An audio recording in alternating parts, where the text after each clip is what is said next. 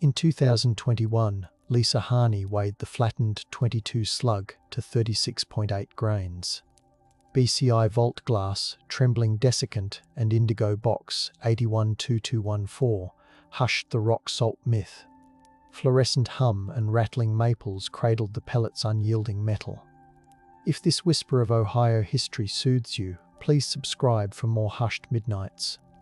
Inside Bob's Carryout and Lounge on February 13, 1981, Gary Schwab polished thick mugs beneath a low amber Schlitz sign. His fingers traced decades of lacquer on the bar, while the jukebox sighed out the Statler Brothers over the soft hiss of the fryer. Mary Jane Ruther folded bar towels beside him, their cotton still damp from bleach, the cloth smelling faintly of lemons and old copper pipes. Robert Bob. Ruther stooped to refill the popcorn machine, salt crystals pattering like sleet into the metal scoop. Outside, a late winter wind combed the slush piles along Ohio Route 587, yet the linoleum floor kept a stored summer warmth from the basement furnace. She slid the ledger shut, feeling the raised grain of its cover like a favorite hymn book. Bob's brother had phoned earlier about a stray beagle, and Mary Jane's laugh had clung to the cigarette smoke drifting under the tin ceiling panels. Gary tested the lock on the back storage door, feeling its sticking hinge as the cash drawer chimed a closing note. Gary's breath fogged the back doorway when he peeked into the alley, checking that drifts had not buried the fire exit. A lone customer, Larry Boehm, nursed a cola and traced the condensation ring into a compass pointing home. The neon Budweiser horse flickered, casting red glows over stacked beer crates. For a final moment, the lounge breathed like a settled hearth, while the snow-suited night pressed its quiet muzzle against the glass. Bob's Carryout stood on the footprint of an 1876 general store that first traded lamp oil for rye flour when the B&O rail spur arrived. Carpenter Jacob Huth laid the original beechwood planks, and his granddaughter later recalled how wagon wheels grooved them to a satin sheen. In 1899, an assessor measured the storefront at 28 feet across and noted the scent of molasses barrels thickening in summer heat, a detail still penciled in the Seneca County ledger. Old receipts smelled of axle grease, evidence that farmers paid in both cash and mechanical favors. Trains screeched outside, flinging coal dust that darkened the clapboard until a 1912 repaint sealed the grain under red lead. When Prohibition sanded the town's nights to silence, the store's basement hid earthen crocks of brandy, their corks sweating nutmeg aromas through the floorboards. The community whispered about the building's luck, claiming a travelling preacher had blessed the lintels, yet receipts show the Rothers simply paid timely insurance premiums. By 1960, cinder block replaced timber, the walls holding residual tobacco sweetness even after fresh plaster dried. When a 1959 remodel replaced the foundation stones, workers found pickle barrels buried as insulation, their staves still perfumed with brine. Shelves once stacked with quilting thread shifted towards six-packs, but the counter retained its carved notch where Huth tallied harvest weights. Every renovation was a dialogue between memory and commerce, as if the brick skin knew each new owner would inherit both folklore and invoices. By 1944, the storefront to be served as an evening way station for scrap drives, with postmistress Alma Feldman tallying coffee tins and radiator fins beneath blackout shades that muted the kerosene glow. Letters from overseas crackled in her coat pocket, and she read them aloud to farmers while rain stippled the tin roof, the smell of paraffin mingling with damp wool.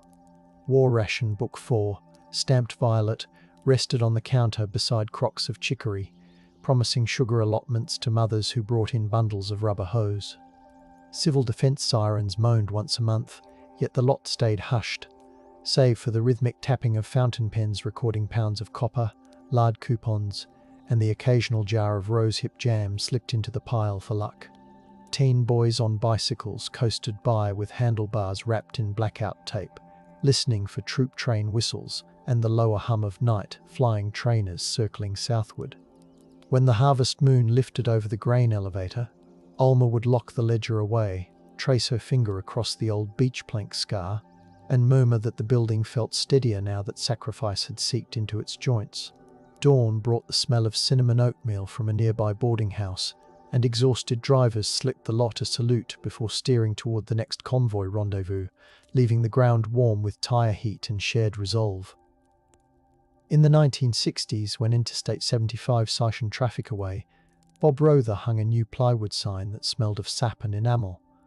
Teenagers in varsity jackets leaned against the storefront, swapping quarters for Great Fago as the jukebox inside clicked between Connie Francis and Hank Thompson. Mary Jane recorded inventory in looping cursive, noting how cases of Stroh's gathered dust while chili spices sold faster whenever lake-effect snow wrapped the windows. Hunters returning from Seneca caverns stomped mud off their boots on the metal grate, the clang echoing into the stockroom where garlic bologna chilled. Teenagers scribbled initials into the picnic tables out back, the splinters catching in mittened thumbs. Bob added a second deadbolt in 1974 after hearing about Toledo robberies, testing its snick with calloused thumbs each closing time. Farmers tasted the fryer oil to judge freshness, claiming the peanuts stayed crisp longer because Mary Jane lined their bins with butcher paper dusted in salt. Bob kept a notebook of favourite regulars, annotating which pies they preferred, a kindness later treasured by families. Local historian Brent Lonsway later described the building as smelling of sweet diesel, because truckers left idling rigs outside while sipping late-night coffee. This coziness built faith that no harm would cross the threshold so long as regulars filled stools and hymns still rose from nearby St. Boniface. February 1981 dragged a brittle cold across Seneca County, with thermometer needles jittering at 9 degrees as dusk fell on the 13th. The National Weather Service log from Toledo recorded wind gusts scraping 21 miles per hour, bringing the scent of granular road salt into Bob's carryout each time the door opened. Salt trucks clattered along Route 587, their amber beacons strobing against the tavern windows like distant lighthouses. Farmhands paused for steaming beef sandwiches while their gloves dried on the radiator, the hiss sounding like subdued applause. Sheriff's Deputy Thomas Weaver cruised past at 10:48 p.m., noting in his patrol log that the neon signs glowed steady and the lot held 2 cars dusted in powdered snow. Mary Jane had swapped jukebox selections to softer ballads so late visitors would linger less, yet the machine's mechanical clack still punctured the hush. Gary methodically rinsed pint glasses in water warmed by a sputtering heater that filled the bar with a metallic tang. Inside, the faint scent of orange cleaner lingered from closing chores, blending with the yeast curl of fresh bread. Larry Boehm told friends he'd stop for a sandwich before heading to tiffin, the words scribbled on a napkin left at his mother's kitchen table. A church bulletin pinned near the register listed Lenten fish fries. Still, no one expected pennants to step through their own doorway. Outside, the town square's nativity scene, stored but not yet hauled away, leaned against the municipal garage like a reminder of quieter seasons. Robert Rother was 63, the smell of cherry pipe tobacco clinging to his wool blazer even after decades of tending bar. Born in 1917, he had apprenticed in Detroit auto plants before returning to New Regal to manage his father's grocery aisles. His ledgers showed tidy sums saved for the nieces he doted on, and his calligraphy spelled each supplier's name with respectful precision. Mary Jane, 56, once stitched vestments for Saint 4. Boniface, leaving gold thread shimmering in the choir loft whenever she unfurled new cloth. She preferred her coffee scalding with just enough sugar to taste like ash caramel. Her sewing machine, a 1950s Singer, rested in the stockroom office, its oil scent mingling with spice jars. Gary Schwab was 24, a Vietnam-era veteran never deployed, whose hands still bore faint calluses from rebuilding carriages in his parents' garage. He tuned the jukebox to Charlie Rich when the workday waned, claiming the crooner's voice matched the bar's amber lights. Gary kept a photograph of his black cat in his billfold, edges creased from repeated unfolding. Larry Boehm, 20, worked day shifts at a tiffin tool and dye shop and carried a harmonica scented with machine oil. He planned to trade overtime pay for a used Pontiac. Each person carried a keen sense of routine, the sort of predictability that lulled friends into believing the bar's locked doors spelled safety. Their mingled habits perfumed the lounge with roasted coffee, fresh starch, dial cleaner, and youth. All day on February 13, deliveries arrived in a quiet rhythm that later served as investigators' clockwork. At 9:15 a.m, the Schmidt baking driver signed the invoice with blue ink and left 4 trays of buns, noting frost feathering the stockroom window. Around noon, Mary Jane phoned the wholesale liquor rep in Findlay, her voice recorded on a microcassette archived in the company's files, requesting 2 cases of black velvet for Monday. Bob balanced bank deposits after lunch, the paper currency smelling of iron and fabric softener from pockets, then drove to Tiffin National Bank where cameras captured his heavy tweed coat at 1:70 am. Gary arrived at 3, whistling through chapped lips, and he fixed a cardboard shim under the cooler that rattled like loose cymbals. A Girl Scout troop stopped by selling cookies around 5, their wool hats shedding snowflakes that melted into sugary beads. Larry spent the evening at his friend Steve's garage, wiping his hands on gasoline-scented rags before aiming toward New Regal after 10:03 p.m. At 8:30 p.m, Bob phoned a wholesaler about a stubborn soda tap, the call logged with a faint smudge where his thumb held the receiver. Snowflakes sifted under the door by 11, sprinkling the rubber mats with icy grit. Mary Jane dialed her sister at 11:17 p.m, telling her the chili was gone and she'd close soon, a call documented by Ohio Bell toll records. Somewhere after midnight, the cash register tape tallied its final sale and jammed, the ribbon twisting like a halted heartbeat. At 1:05 a.m. on February 14, trucker Gerald Plott pulled into the gravel lot expecting fresh coffee, yet the front door stood unlatched. He smelled cold grease and silence, an absence louder than music, and saw lights still burning over the bar's mirrored wall. Plott called out, his voice echoing off the tin ceiling with no answer, then felt a draft slipping from the stockroom. The cash drawer lay open yet held folded singles, their edges unruffled, and the radio behind the bar whispered static. Following the draft, he found all 4 people bound in the storage area, wrists layered with brown electrical cord that bit into skin. 2 bodies slumped against crates of bottled pop, the labels glittering under fluorescent glare, while the other 2 lay on the concrete terrazzo floor near a toppled mop bucket. Plott staggered back onto the packed snow and dialed the sheriff from the payphone, the receiver smelling faintly of disinfectant and copper from his coins. Deputy Weaver arrived within minutes, trading glances with Plott before stepping inside, boots squeaking on linoleum. Weaver's heartbeat thudded in his ears, echoing the slow drip from a nearby defrosting freezer. He noted the faint smell of cordite clinging to the air despite the gaping door. Weaver's report noted the air tasted metallic, as if the heater vents exhaled pennies. He radioed for detectives, requesting the State Bureau of Criminal Identification and the coroner. Snowy air waited outside without judgment, carrying the scent of diesel through the open doorway. Sheriff's investigators sealed the scene by 2002 a.m., stretching yellow tape whose vinyl smell mingled with melting snow near the threshold. BCI agent John Lenhart arrived from Lima pursuing headlights that turned the dark 2-lane into a ribbon of white shards. Inside, he catalogued footprints in talcum-like dust on the stockroom floor, measuring heel widths at 3.5 inches and comparing them to the victim's shoes. Neighbor Charlotte Durnell stepped onto her porch, hearing the sirens slice the night while wood smoke perfumed her scarf. She later described the cruiser lights painting the snowbank cobalt, a hue that haunted her winters afterward. The coroner's thermometer recorded ambient temperature at 55 degrees due to the humming furnace, slowing cooling rates that would complicate the timeline. Officers collected a butter knife lying near the sink, its handle tacky with chili residue but no blood, while the coffee pot still radiated gentle heat. Wayne County Forensics vacuumed the carpet, capturing glittering slivers later determined to be shotgun wadding fragments. Detectives noticed no forced entry on either door. The main lock's strike plate bore fresh scratches, as if hurriedly opened from inside. Inventory sheets showed little missing beyond a few bottles of Canadian whiskey and perhaps 150 in rolled change, suggesting robbery was a pretext.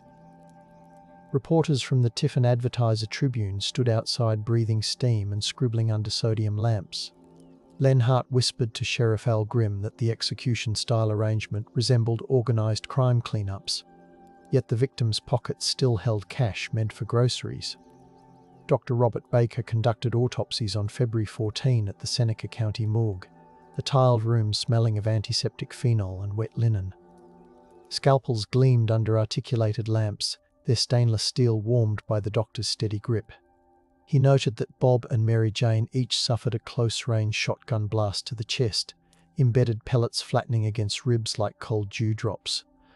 Gary and Larry bore gunshot wounds from a .22 caliber firearm, the entry holes clean and stippled with powder, suggesting the shooter stood within 3 feet. No defensive cuts marked their hands, only redness where cords abraded skin, implying they submitted under threat perhaps to shield one another. Toxicology screens later confirmed. None had alcohol levels above social sipping, undermining speculation of a barroom fight. The coroner numbered each pellet, placing them into labelled craft envelopes that retained a sweet paper smell, even after sealed with red evidence tape. Stainless basins caught rinse water, the splashes echoing like soft bells against the tiled walls. Time of death estimates coalesced around 1030 am, aligning with neighbours hearing a muffled thud they assumed was a dumpster lid. Mary Jane's rosary remained entwined in her fingers, beads warmed by body heat, a detail the coroner documented because family requested its return. Dr. Baker's report, stored on onion skin carbon paper, carried faint violet copies that BCI archivists still handle with cotton gloves to prevent smudging. Evidence technicians compiled itemized lists, including the lengths of electrical cords cutting precise segments of 32 and 34 inches.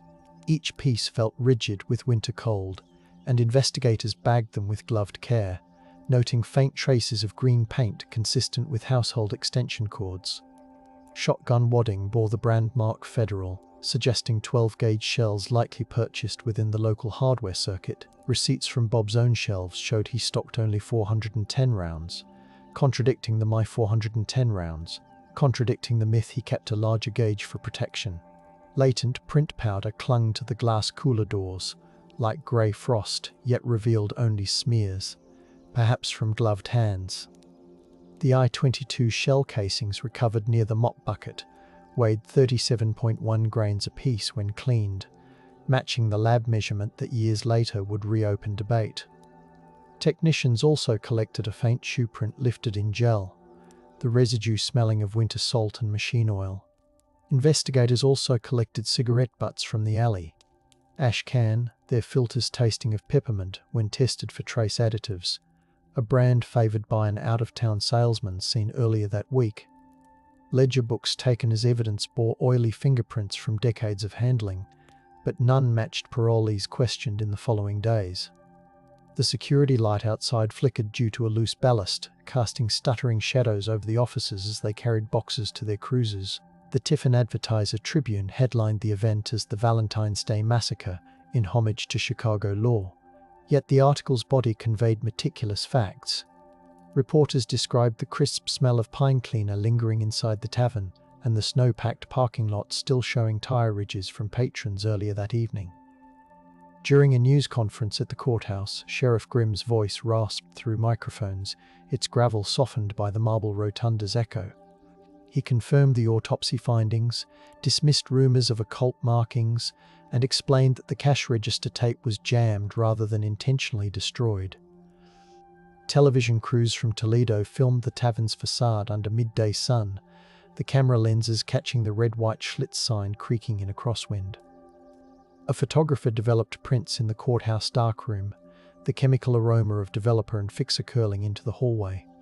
Local radio host Marla Quinn asked callers to remain calm, even as she described how the community tasted fear like iron in their drinking water.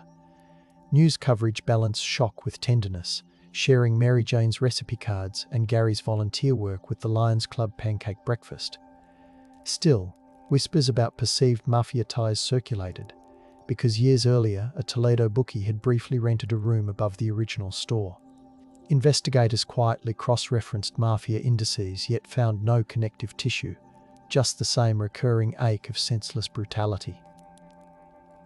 On February 16, a town hall convened inside St. Boniface's basement, an arched room smelling of waxed pews and simmering parish soup.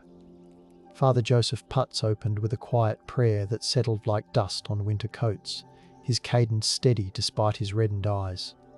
Sheriff Grimm followed, explaining investigative steps while steam from crockpots blurred the air around the podium. Citizens asked about patrol schedules, whether curfews might help, and how to support the victims' families without intruding. Retired teacher Nora Kessler described Larry's habit of sanding his harmonica case smooth during bingo nights, granting the room a tactile memory. Some residents wanted to form an informal watch, yet others feared provoking whoever committed the killings, a tension that tasted of stale coffee and patience. Children coloured sympathy cards at a corner table, crayons clicking softly while parents hushed them with gentle pats.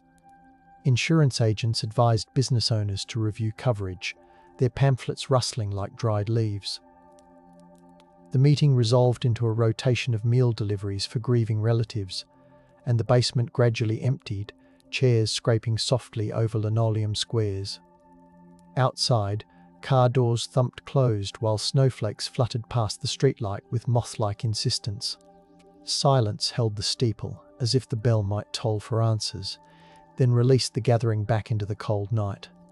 Tips streamed into the sheriff's office throughout February, the lobby perfumed by wet wool coats and photocopier toner.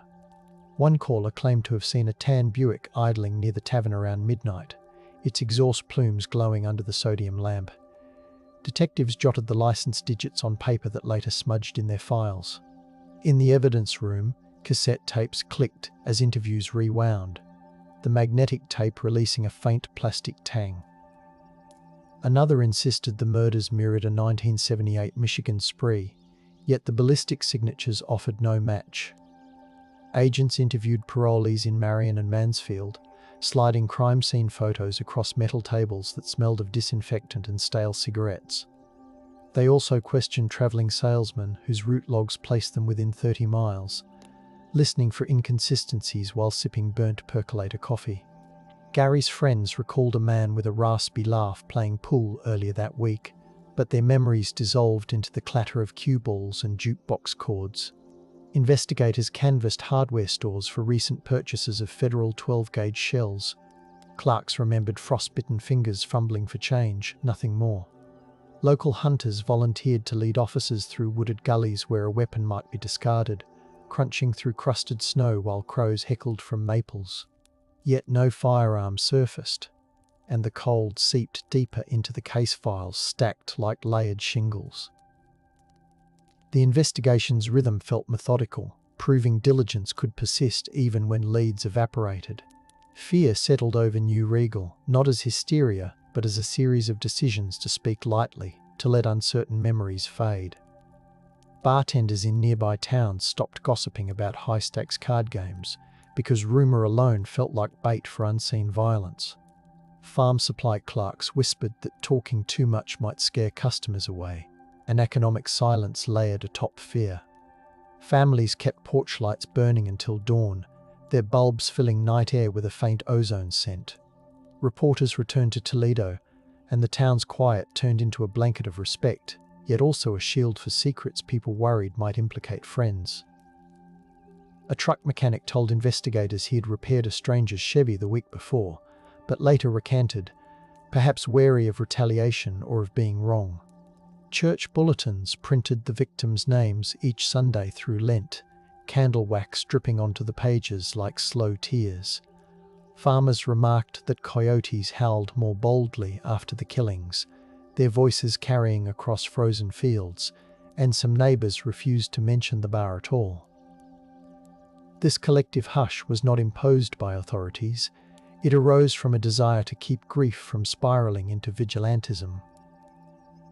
The result, however, was a dampening of potential leads, a suppression born from protective love. People inhaled the scent of wood smoke and made promises to wait, to heal, to remember quietly. In early 1982, BCI analysts revisited the evidence, unsealing envelopes that released whispers of paper fibre into the lab's filtered air. The reopened envelopes emitted a stale breath of fryer smoke trapped for decades, startling the analysts with its persistence. They compared the 22 ballistics to national databases via teletype, the machine's clattering rhythm echoing through the sterile room. No match surfaced, yet the process left carbon copies folded into case files like thin, crinkled snow. Investigators also re-examined the electrical cords, tracing their manufacturer to an Ohio company that sold through hardware chains across the Midwest, offering little specificity. The cord's copper strands glinted under magnification, each hair-like filament reflecting the lab lights. Agents re-interviewed acquaintances of a Toledo drifter rumored to carry both weapons, but this lead dissolved when employment records showed him in Kentucky that week.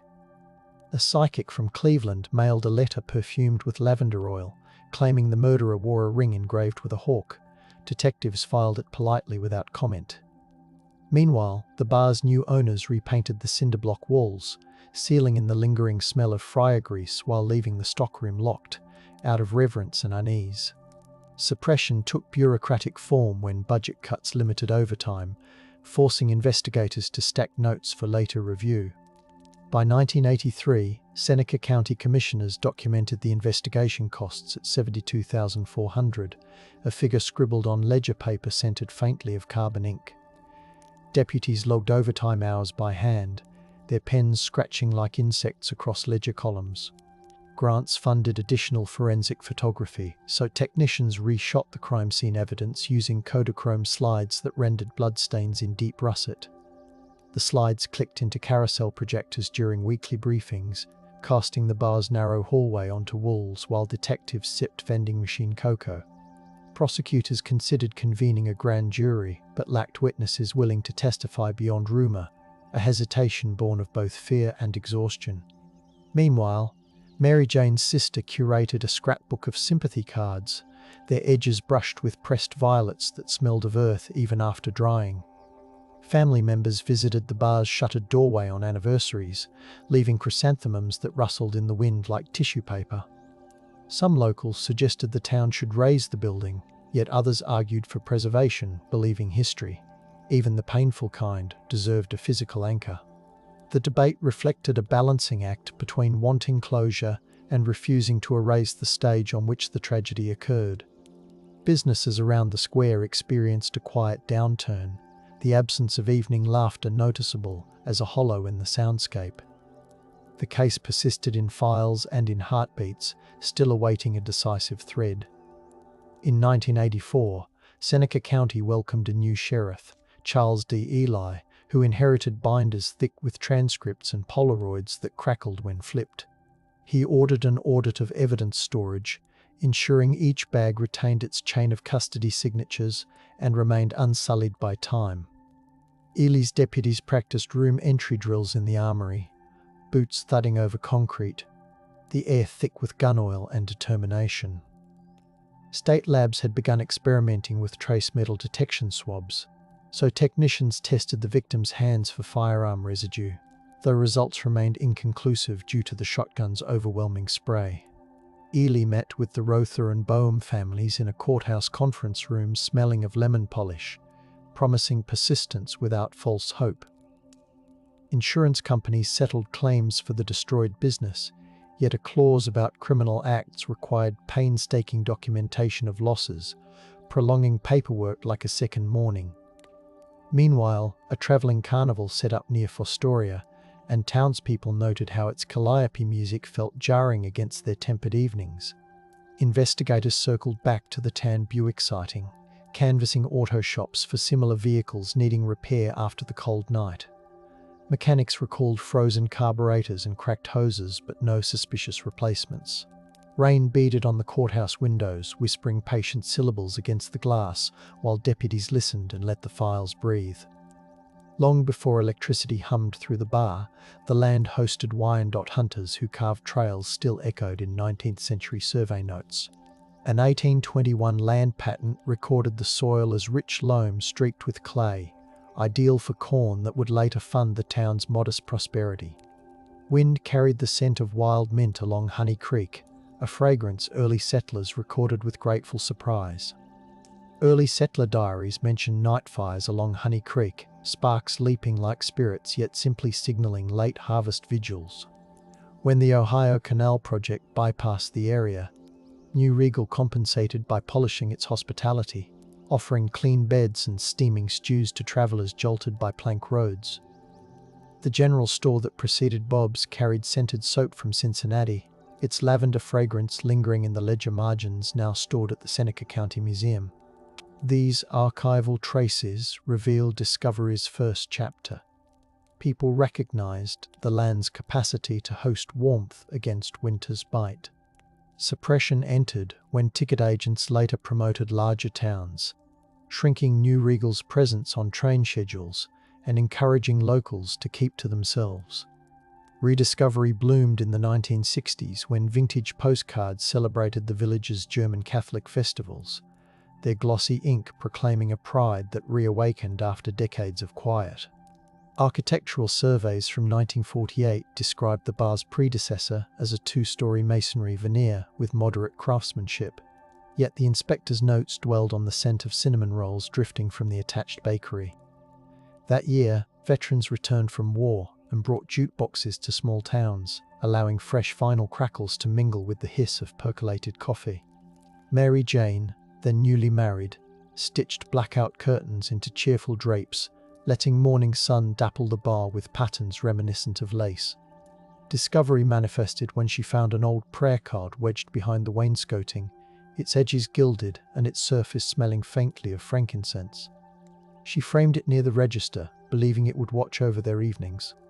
Suppression emerged in 1955 when a storm shattered the transom window, and she covered the damage with plain plywood until insurance cleared repairs, muting light and muffling laughter. Children pressed their noses to the new plate glass, watching snowflakes liquefy into rivulets while warmth fogged the interior. Rediscovery followed when Bob installed plate glass a year later, the pane shining like still water and pairing the street's reflections with the bar's amber glow. That cycle, discover, conceal, reveal, became the building's heartbeat, preparing the stage for the night when darkness turned predatory. In 1990, Sheriff's Detective Larry Mack reopened the case with fresh eyes, his desk lit by a banker's lamp emitting a comforting green sheen. He reorganized witness statements chronologically and stored them in acid-free boxes that smelled faintly of starch, protecting the paper from yellowing. He also retyped transcripts on modern paper, the clatter of keys soothing his thoughts as midnight edged closer. Mack interviewed trucker Gerald Plott again, this time in a quieter office where the hum of the vending machine formed a steady undertone. Plott remembered feeling grit on the hallway floor, perhaps from salt clinging to the killer's boots, a detail Mack dutifully logged. The detective also reached out to the newly formed Violent Criminal Apprehension Program, VICAP, entering the case data into computers that chirped with dot matrix printers. He received profiles suggesting the killer might have blended familiarity with opportunism, someone comfortable moving in small-town spaces. Mack's notes mention the scent of cigar smoke wafting from the sheriff's private office, where strategies were debated late into the night. Family members visited to offer additional photographs, their glossy surfaces squeaking as Mack slid them into protective sleeves. The renewed effort represented rediscovery, propelling the case back into regional news segments and stirring dormant memories. Yet budget deadlines curtailed travel to follow leads out of state, evidence of practical suppression reasserting itself. 2 years later, in 1992, forensic scientists revisited the ammunition evidence, employing comparative microscopy that produced images resembling luminous lunar landscapes. The lab smelled of coolant and graphite as technicians aligned the Otter-22 casings under dual eyepieces, tracing microscopic striations that could link to a specific firearm. They photographed each casing with scales, ensuring measurements down to 0.01 millimeters were preserved in the record.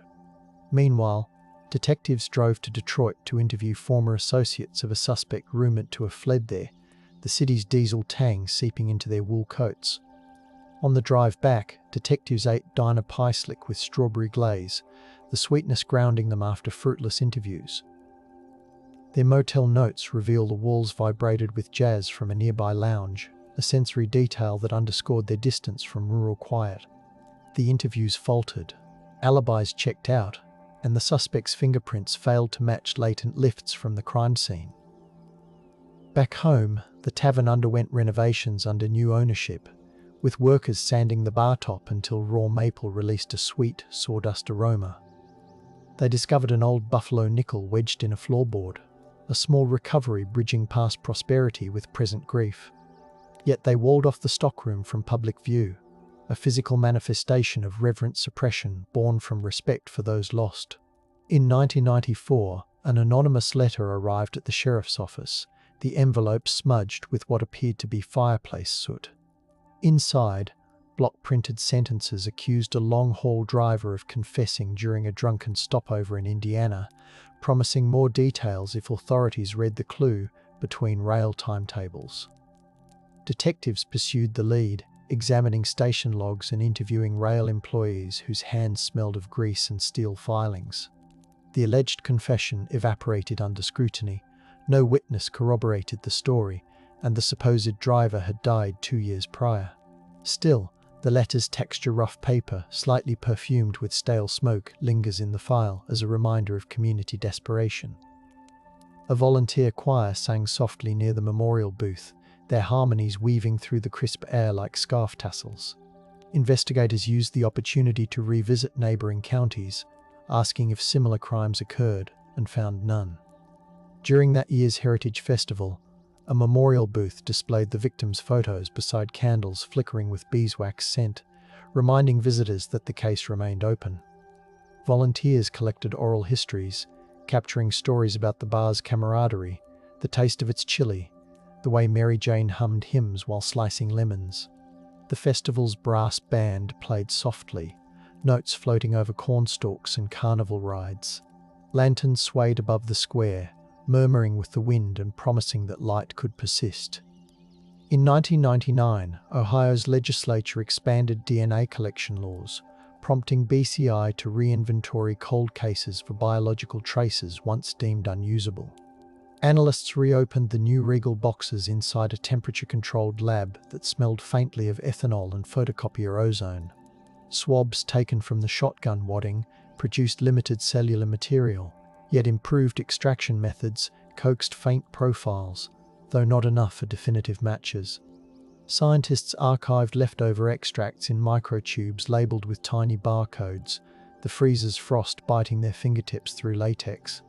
Technicians described the sensation of lifting evidence tape softened by age, its adhesive tugging like dried sap from envelopes. Detectives cross-checked the partial profiles against the combined DNA index system, newly available to county agencies, but the system returned no hits. Still, the effort marked discovery of future possibilities, as the case now held genetic breadcrumbs. The sheriff's office launched community outreach, inviting residents to submit tips via prepaid postcards printed on textured cardstock smelling of printer's ink. Some responses recounted dreams of the victims requesting patience. Others described suspicious strangers remembered only by the squeak of leather jackets. The accumulation of hopes and facts filled file cabinets whose drawers clanged like church bells whenever opened. Each incremental advance suggested the case would not simply fade into folklore, but remain anchored in evolving science. By 2001, technological optimism surged, and investigators collaborated with psychologists to construct behavioral profiles grounded in routine rather than sensationalism. Meetings took place in conference rooms bathed in fluorescent light, the air tinged with brewed tea and new binders. The profile suggested the killer likely wore winter gloves, explaining the absence of clear fingerprints yet leaving minute fiber traces that unfortunately had degraded. Detectives revisited the electrical cords, tracking retail batches through manufacturing lot numbers. They learned one spool sold in Fostoria days before the crime, though cash sales left no customer names. Retail clerks remembered the cord's rubbery scent, but not the buyer's face. They also consulted meteorological records to understand how the cold might have altered scent trails, even though crime dogs were never deployed. At community forums, residents discussed how grief had altered their sense of night sounds, owls no longer soothing but startling. Survivors' relatives described the way grief tasted like oversteeped coffee, and how they folded that bitterness into perseverance. The case remained both personal and public, blending the sterile glow of evidence labs with the hearth warmth of shared memories. Investigators knew each retelling risked myth-making, so they grounded discussions in documented timestamps, signed statements, and the measured lengths of cord. In 2002, the Ohio Attorney General's office assigned veteran investigator Philip Recker to review the case, bringing fresh handwriting analysis expertise. Recker laid suspect signatures side by side under magnification, the ink lines revealing tremors, hesitations, and loops scented faintly of the archive's musty boxes. He interviewed former employees of the tavern, asking about backdoor habits, the squeak of hinges, the tick of the kitchen clock, details that might spotlight who felt comfortable moving unseen. One witness recalled hearing a muffled pop that night while holding a cup of cocoa near the window. Her description of the cocoa's nutmeg fragrance anchored the memory. He noted a faint squeak when the laser measured the doorframe, indicating a warp that could have nudged it ajar during the attack. Recker also traced the Canadian whiskey distribution chain, verifying that only 2 local establishments stocked the missing brand, yet both accounted for inventory. He concluded the theft served merely to stage a robbery narrative. The bar's new proprietors allowed investigators to map the building with laser rangefinders, their red beams flickering over walls still imbued with faint scents of aged beer. The resulting diagrams resembled a blueprint of absence, capturing angles and distances that would feed future reconstructions. In 2006, genealogist Dr. Elaine Huber volunteered to assist, intrigued by the convergence of family law and unresolved violence. She cross-referenced census records with bar patron lists, seeking patterns in surnames that frequently appeared during winter months. Her office smelled of archival paste and pencil shavings as she traced family trees branching through Seneca, Hancock, and Wyandotte counties. Huber noted that several patrons shared distant kinship, weaving a community tapestry tight with obligations. Huber traced baptismal records scented faintly of incense, their vellum pages ruffling whenever courthouse vents kicked on. She theorized the killer might have exploited this closeness, entering through trust rather than force. Her research unearthed an 1887 diary entry describing a night watch tradition where villagers took turns guarding storehouses during harvest. The practice had faded, leaving nights unguarded beyond faith in locks. Huber presented her findings at a historical society meeting lit by tapers and warmed by cinnamon cider. While the genealogy didn't name a suspect, it reaffirmed that the bar stood at the nexus of generational bonds. Investigators adopted her insights, considering not only outsiders but insiders who could navigate kin expectations. In 2008, a memorial mural was painted on a neighbouring wall, the artists mixing pigments outdoors despite crisp March winds that reddened their cheeks. They depicted 4 lanterns floating above a silhouette of the tavern, each flame brushed with gold leaf that glimmered under street lamps. Children pressed gloved hands against the wall, leaving fog halos that dissipated slowly like whispers. The mural's protective sealant smelled of citrus solvent, and viewers reported feeling warmth radiating from the brick despite the cold. During its dedication, chimes fashioned from empty bottles tinkled, the glass catching echoes of the names read aloud. Investigators set up a booth nearby displaying 3D renderings of the crime scene generated on newly acquired software, inviting citizens to walk through digitally. The renderings recreated the hum of the refrigerator, the glint of the neon clock, even the faint drip from a mop wringer. People who had avoided the topic for decades found themselves speaking in hushed voices, sharing recollections about who habitually sat where. Some visitors tasted tears, salty and unexpected, as they touched the painted lanterns. Evening shadows stretched while the mural cured, promising to guard memory with colour. Briars rustled, breath slowed, and the mural's glow lingered in the cooling twilight, holding space for whispered vows. In 2011, Attorney General Mike DeWine announced a statewide cold case initiative, and the new Regal murders occupied a prominent file on the intake table. Investigators transported the evidence to the remodeled BCI lab in London, where the air smelled of fresh paint and ionized filters. They digitized every photograph, allowing analysts to zoom into textures once visible only with magnifying lenses. A new technique called touch DNA promised to lift skin cells from the electrical cords, so technicians in powder blue gowns gently swabbed the fibers while a centrifuge whirred like subdued thunder. Technicians loved even the hum of the centrifuge, ensuring their notes captured the environment as completely as the samples. The resulting profiles remained partial, yet they hinted at two contributors beyond the victims, rekindling hope. Detectives revisited interviewees, now older, asking them to walk through their memories while inhaling the comforting aroma of brewed chamomile tea provided for the sessions. Some recalled the crunch of snow under unfamiliar boots. Others focused on the peculiar silence that followed the gunshots. The state also offered reward enhancements, printing posters that glowed orange under streetlights. The renewed spotlight nudged the case from the shadows again, bridging past and present through digital clarity. In 2013, forensic artist Samantha Molnar reconstructed the crime scene in charcoal sketches, layering the shading to emulate the stockroom's fluorescent glare.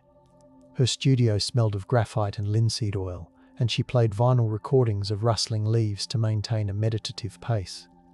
Each sketch captured the sheen of the concrete, the frayed edges of electrical cords, the sheen of tears on a patron's imagined face. The drawings were displayed at the county fair, tucked beside historical quilts, allowing viewers to confront the tragedy in a contemplative setting. Visitors noted that the charcoal dust left their fingertips dark, a physical reminder of touching history. Nearby, a display case held the original register keys, their metal cool to the touch, bridging tactile memory with visual storytelling. Molnar included annotations about light sources and shadows, demonstrating how the killer could navigate without stumbling, suggesting familiarity with the layout. The exhibit invited reflection without spectacle, letting visitors feel the chill that had once permeated the stockroom while acknowledging the lingering warmth of community solidarity. In 2016, advanced ballistic software became available, enabling analysts to create three-dimensional models of pellet trajectories. The lab resembled a minimalist gallery, walls painted dove grey, with computers humming softly like distant cicadas. Analysts input measurements from 1981 angles, wound paths, pellet dispersal, reconstructing the moment each shot rang. They charted the furnace cycles, recognizing how its roar could have blanketed subtle noises during the critical minutes. The simulations revealed the shooter likely stood near the mop sink when firing the .22, aligning with footprints previously overlooked because they overlapped in dusty smears. Detectives revisited the scene with laser pointers, their red beams slicing through faint scents of sanitizer from the renovated kitchen.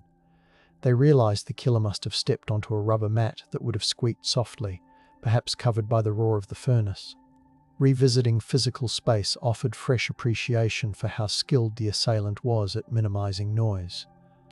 The study reinforced that bravery alone wouldn't solve the case. Only relentless attention to physical fact could pierce the myth's hushed fabric. In 2018, the success of genealogical DNA in other cold cases inspired Seneca County to seek familial searching approval. The process required legal briefs drafted in conference rooms scented with toner and brewed espresso. Judges granted permission, and genetic genealogist Colleen Fitzpatrick joined the team, receiving the partial profiles extracted from the electrical cords. She compared them against public genealogy databases, mapping potential relatives across branches that smelled metaphorically of Cedar Hope. Fitzpatrick mapped ancestral migrations with pins on a corkboard, the pattern resembling constellations glowing under the office lamp.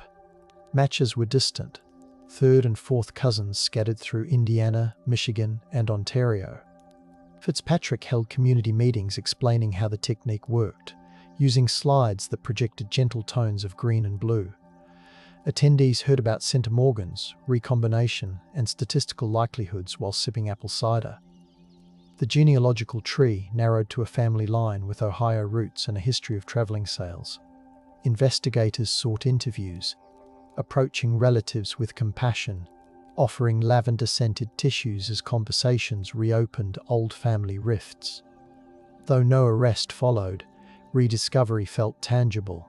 Science had provided a path previously uncharted, reminding everyone that time can fold back on itself, revealing hidden branches.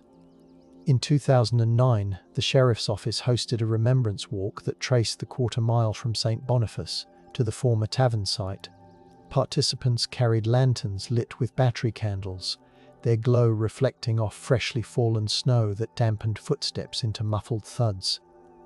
The procession smelled of wool scarves, beeswax polish from the church doors, and faint diesel from the escorting patrol car. Along the route, storytellers paused to share archival snippets, a clerk's memo about stock deliveries, a customer's postcard describing the bar's chili as peppery comfort on a slate sky. Local bakers donated loaves of warm bread afterward, the crust crackling as participants broke pieces to share quietly. At the site, musicians played a slow fiddle air that hung in the cold like silver thread. Investigators set up a table with new tip forms, the paper thick and soft, encouraging people to write while memories stirred. One attendee recalled seeing a man wipe his boots on the rear mat days before the incident, a detail newly noted. The gathering ended with a shared silence, faces uplifted toward the night sky speckled with faint stars. Frost clasped the lantern glass as the crowd dispersed, promising to hold the light longer than the night could extinguish. In 2020, pandemic shutdowns altered investigative rhythms, yet detectives worked remotely, poring over scanned documents while home offices smelled of brewed coffee and printer ink. Some investigators found comfort in the faint scent of sourdough starters fermenting in their kitchens as they studied files late into the night. Virtual meetings connected them with forensic experts, the digital interface replacing the shared hum of conference rooms with the faint buzz of headphones. Analysts revisited call logs, overlaying them on cell tower maps to visualize timelines with renewed clarity. They discovered a gap between 12,000 and 130A, a window where no outgoing calls occurred despite the bar typically checking in with taxi services. This absence suggested the killer may have disconnected the phone momentarily, a subtle act aligning with meticulous planning. Family members joined video conferences, their faces lit by screen glow, recounting how grief intertwined with the isolating quiet of quarantine. The case, though paused in physical movement, remained active in minds, its evidence now stored in secure cloud servers humming silently beyond human senses. Suppression in the form of public lockdowns ironically allowed investigators to rediscover overlooked digital patterns. By 2021, Lisa Harney's measurement of the 22 slug, captured in the opening of this narrative, catalyzed a re-evaluation of ballistic interpretations. She double-checked the grain weight against fresh calibration standards scented with machine oil and ozone. The heavier-than-expected deformation implied the bullet struck shelving before lodging in Mary Jane's shoulder, altering assumptions about shooter positioning. Investigators returned to the now-closed bar, permitted access by the current owners who had transformed it into storage. Dust motes shimmered as flashlights swept across old shelving, revealing faint gouges at height consistent with the revised trajectory. Harney inhaled the smell of aged cardboard and concluded the killer likely aimed hastily, contradicting theories of cold precision. Yet the choice to bind victims first still reflected chilling control. Harney pinned a photocopy of the revised trajectory beside the original, the two diagrams whispering of progress when aligned. The team compiled their findings into a report printed on thick ivory paper, its texture reminiscent of archival documents from 1880. They shared results with families, whose tears mingled with lavender sachets. Mary Jane's sister carried as comfort. The measurement, a small number etched into evidence logs, rebalanced narrative against myth. It reminded everyone that data quiet, persistent, could erode even the most dramatic legends whispered over decades. In 2022, advancements in footwear impression analysis emerged, allowing technicians to revisit the partial prints preserved in plaster casts since 1981. The lab smelled of damp gypsum as the casts were moistened and scanned with structured light. Software generated high-resolution models showing a herringbone tread pattern likely from a work boot popular in Midwestern hardware stores during the late 1970s. The cedar chest lid creaked like an old hymn book, releasing a puff of dust that glittered in flashlight beams. Investigators matched the pattern to purchase records from a Fostoria farm supply, narrowing the list of potential buyers by cross-referencing loyalty stamp books smelling of glue and dust. One name overlapped with the family line identified through genealogical DNA, intensifying scrutiny. Detectives scheduled interviews, bringing along coffee in thermoses and stacks of old photographs. The suspect's relatives described a man who favoured peppermint cigarettes, echoing the ashcan evidence from 1981. Though he had passed away, his belongings kept in a cedar chest offered possible trace evidence. The chest emitted a blend of cedar, leather and nostalgia as it opened, revealing a worn coat with fibre patterns similar to those recovered from the scene. Samples were collected, packaged and logged with fresh signatures, ensuring the chain of custody remained unbroken even after 4 decades. In 2023, the cedar chest fibres underwent analysis with Raman spectroscopy, a technique that translated light into spectral fingerprints. The lab lights dimmed as lasers traced the fibres, their glow reflecting off stainless steel countertops. Results showed a unique blend of cotton and acrylic, consistent with a limited-run jacket sold through a Toledo catalogue in 1980. Investigators contacted surviving catalogue employees, who described the jacket's texture as slick like rain, slicker yet lined with fleece.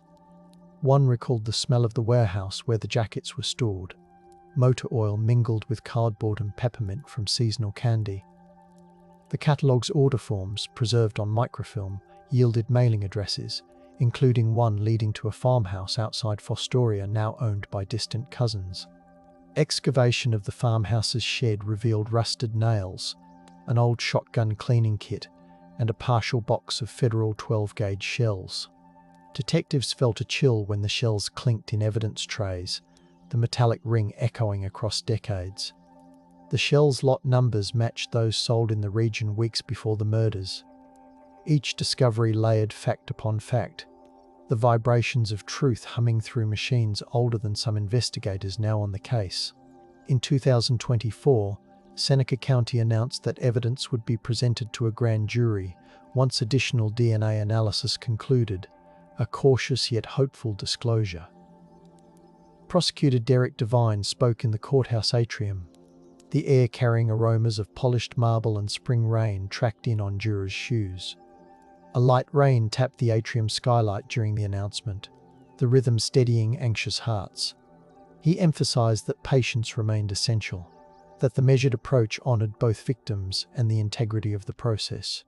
Families sat nearby, fingers entwined, listening to the gentle echo of their own breathing beneath the atrium's dome. Investigators continued rechecking files, letting the soft scratch of pen on paper anchor them to deliberate method. Community members left chrysanthemums on the tavern's doorstep again, petals damp with dew. News outlets covered the announcement with subdued tones, narrating years of persistence rather than sensationalism. Evening settled over New Regal as porch lights flickered on in quiet solidarity. Cicadas murmured, rain perfumed the sidewalks, and the courthouse clock exhaled solemn chimes into the mist-washed night. The legend of the night siege once painted the killer as a vengeful drifter wielding rock salt, sparing lives while delivering a warning. That myth smelled of campfire smoke and adrenaline, passed between teenagers on summer nights when cornfields rustled. Facts, however, settled like archival dust, steady and inescapable. Each measured cord length, every pellet weight, each notarized statement replaced embellished whispers with tactile truth. The Wade slug became a kind of prayer bead, invoked whenever conversations risked drifting toward theatrics. The community learned to let the myth coexist only as a reminder of how fear seeks dramatic costume. Reflection became an act of gentle excavation, uncovering the ordinary humanity of those lost, the humming friars, the soft laughter over card games. In quiet conversations at the Historical Society, volunteers compared the myth to the documented evidence, tracing how stories mutate when official silence, born of respect and investigation, leaves room for imagination.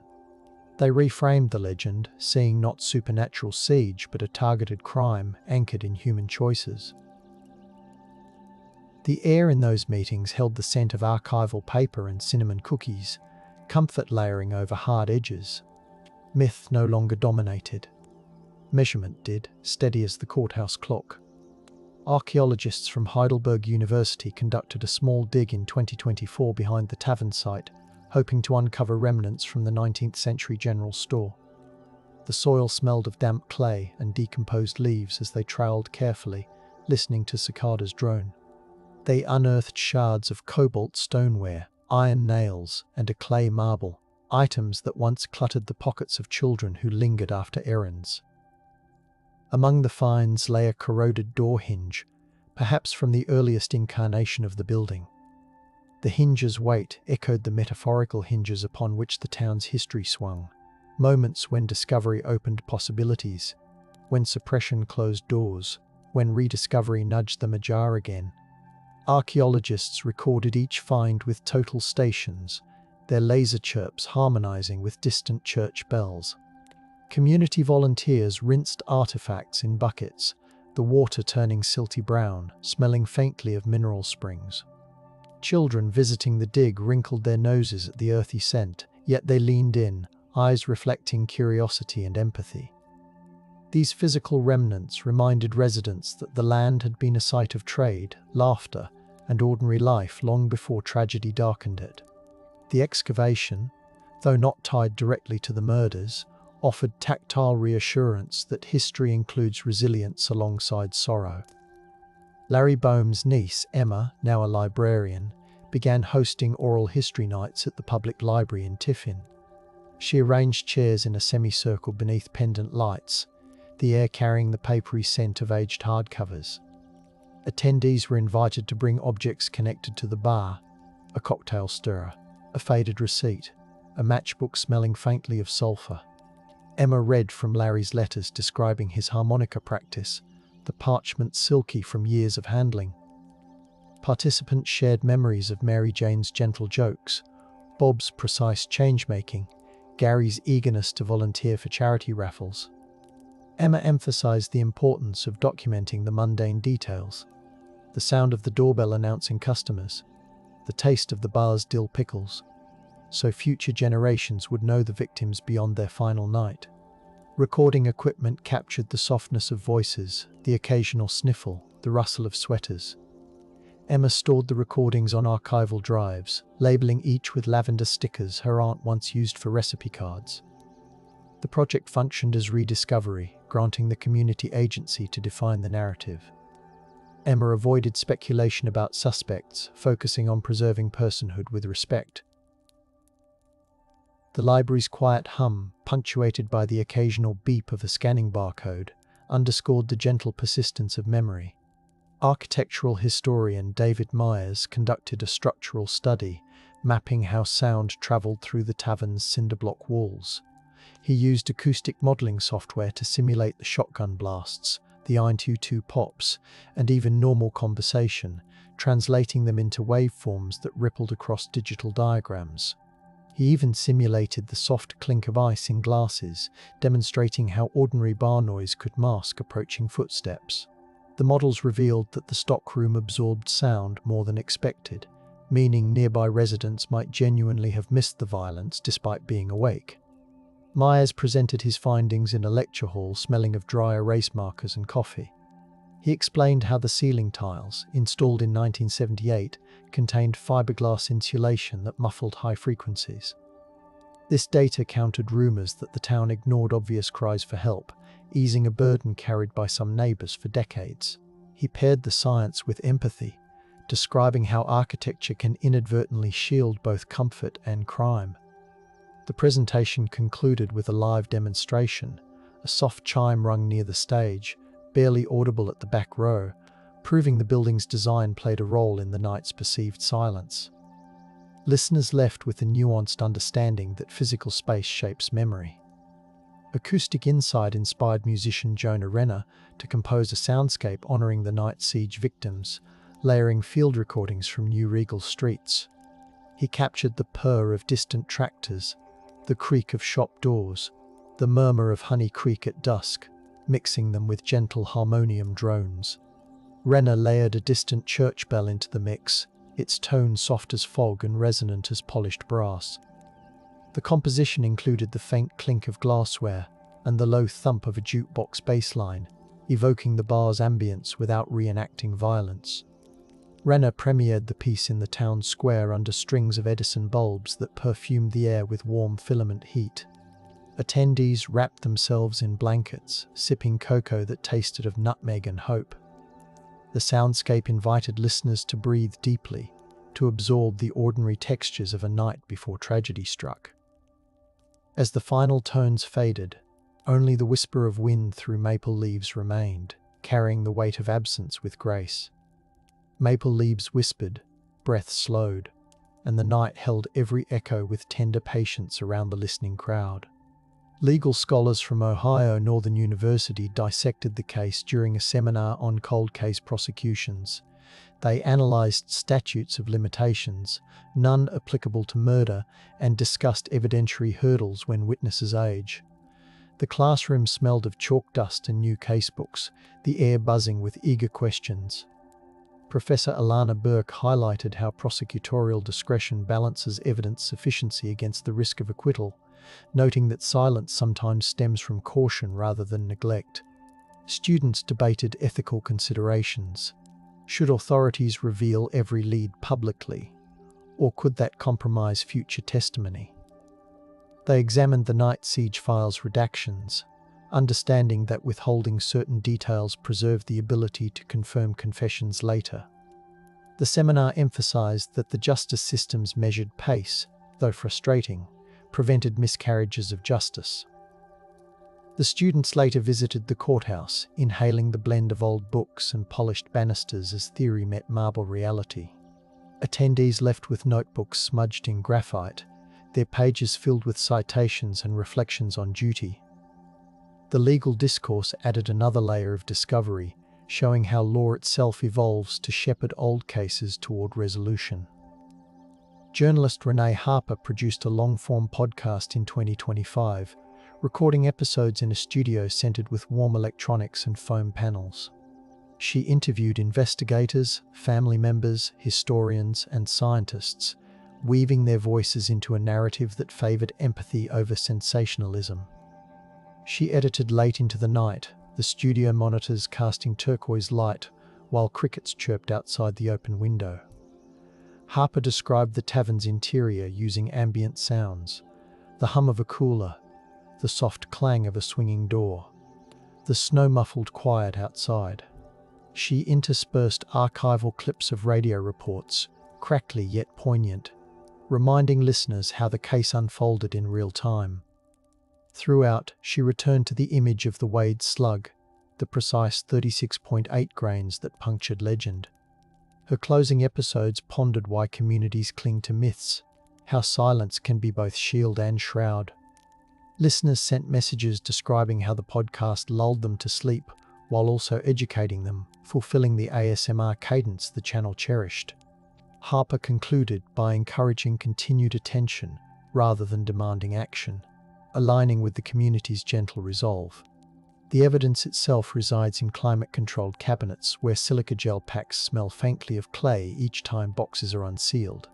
Custodian Maria Ortiz performs quarterly checks, running gloved fingers along seals, ensuring no adhesive fails. She records humidity levels, listening to the steady hum of the system maintaining 45% relative humidity. Ideal for paper, less inviting for mold. She likened the cabinet's hum to a lullaby, one that lulled evidence into guarded sleep rather than forgetfulness.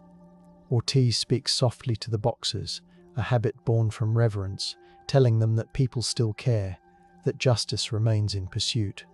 The cords, shells, photographs, and clothing rest in darkness, yet their silent testimony persists. She sometimes imagines the stockroom, picturing warm light falling on shelves, the air tasting of beer and fryer oil, reminding herself why preservation matters.